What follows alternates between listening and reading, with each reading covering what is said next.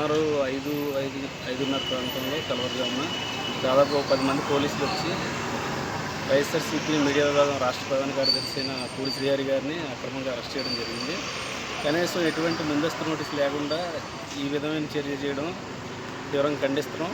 అసలు రాష్ట్రంలో law and order ఏ విధంగా వెళ్తుందనేది అర్థం కాని పరిస్థితిలో ఉంది. ఈ కేసు విషయమై ఆల్రెడీ హైకోర్టులోని, సుప్రీంకోర్టులోని కోర్టుల పరిధిలో ఉంది. ఆనరబుల్ జడ్జి గారు కూడా అరెస్ట్ చేయరని కూడా చాలా సందర్భాల్లో చెప్పిన దాఖలు ఉన్నాయి. మరి పోలీసులు న్యాయస్థానాల మీద విశ్వాసం లేక ఇటువంటి ధోరణి పాల్పడుతున్నారో ఏమో మరి తెలియట్లేదు. పూడి శ్రీహరి గారిని అక్రమంగా అరెస్ట్ చేయడం తీవ్రంగా ఖండిస్తున్నాం.